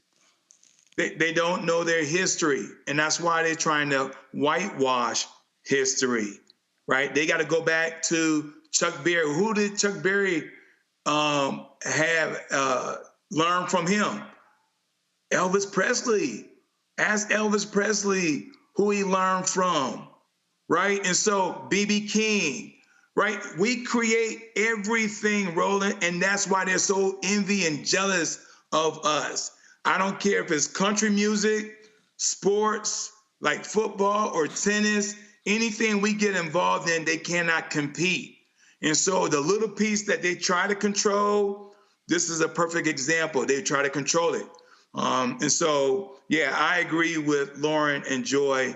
Beyonce and Shabuzi, they're in a great place. They don't have nothing to worry about. And we're going to continue to do as a people, as Black people, continue to demonstrate Black excellence, regardless of the industry, regardless of the activity that we get involved in. Well, I think it would be absolutely hilarious for Shabuzi to go to the Grammys and clean up big time, and then sit here and go, "Hey, CMA, how you like me now?" And also I love the new generation of Black country stars that are coming up. And here's the deal. Bottom line is, white folks don't own country music. They don't own it. And Lil Nas also showed Shabuzi some love, because remember, they were not happy when his song blew up and took over and dominated the charts as well. And so, to me, that's where you always get the last laugh, when they start talking trash and you go, look at the charts. Look at the charts. Look at the charts. All right. Derek, Joy, Lauren, I appreciate all of y'all being on today's show. Thank you so very much. Folks, that is it for us. I'm going to be back in studio tomorrow, so I appreciate the folks at Coca-Cola working with them. There's a project we were working on with them regarding HBCUs. We're going to share a lot of that with you later. And so thank you so very much, folks. That is it. Don't forget, support the work that we do. The work that we do here is critically important, speaking to the issues and covering the stories that matter to you. And look, we target an African-American audience, but I appreciate the fact that we have white fans, we have Latino fans, we have Asian fans, Native American who watch the show as well, because we're also speaking true to the issues that matter as well. Your support is vital for us to keep doing this work. We do not have millionaires and billionaires covering what we do. We don't have any of that. And so we survive and thrive on those $1, $5, $10, $25, $50 donations, some that are 100 or more, and we appreciate all of you. And so it absolutely matters. Let me do this here. Keenan, if you sent me the folks who've given Cash App, but let me go ahead and do this here. Let me shout out the people who've given via Venmo. Christopher Curry, thank you so very much. Tawana Smith, Pamela Walker, Robert Woods Jr., William Mitchell, Janet Griffin, Sherelle Lowry, Delaney Smith, Ayanna Lang, let's see here, Randy Lucas, Curta, Dahan, Link Cole James, Son Sheree Gowder, Gillian Richards Greaves, Samuel Edaho Aket, Natalie Moore, Lisa Spivey, Kip Layer. Thank you, all of you, for giving via Venmo. So let me see here. Let me look at Zelle. Let me think. Let's see here. LJE, LLC, Rhonda Johnson. Thank you so very much. Barbara King. Let me shout out Tammy Vining. Thank you so very much. Bradrick Bennett. I appreciate it. Let's see. Robin Thames. Thank you so very much as well. Let me see here. Eunice Malath. Thanks a lot. Samantha May Piggy. Thank you so very much. Troy Balance. Lisa D. Tibbs. Thank you so very much. And give me 1 second. Let's see here. Give me 1 second. I'm going to also thank L. Carson, Henry Garrett. Thank you so very much as well. Thank you for all of you for contributing doing the show. We appreciate all of you for supporting the work that we do. All right, folks, if you want to give via Cash App, use the QR code from Stripe. Okay, this is the easiest way. I know it's a pain. It's not as easy how it used to be. The Cash App changed all of their rules. They got rid of all of our accounts because they changed their rules. And so if you want to give Cash App, this is the best way to do so. So use that QR code to do Stripe. Send your check and money order to P.O. Box 57196, Washington, D.C., 20037-0196. PayPal is R. Martin Unfiltered. Venmo is RM Unfiltered. Zelle, Roland S. Martin.com. Roland at RolandMartinUnfiltered.com. Also, be sure to support us by downloading the Black Star Network app. iPhone, Apple, first of all, Apple phone, Android phone, Apple TV, Android TV, Roku, Amazon Fire TV, Xbox One, Samsung Smart TV. Be sure to get a copy of my book, White Fear, How the Browning of America is Making White Folks Lose Their Minds, available at bookstores nationwide. Also, of course, you can support us by downloading the Audible version. I read it, so you can get that on Audible as well. Don't forget also, folks, we want you to download Fanbase, invest in Fanbase. If you go to startengine.com/Fanbase to get more information. The goal, of course, is in the middle of the $17 million raise is to be able to build this social media app and build it up. It is a Black-owned social media app founded by Isaac Hayes III. And so please do that as well. All right, folks, that's it. I'll see you tomorrow. Y'all take care.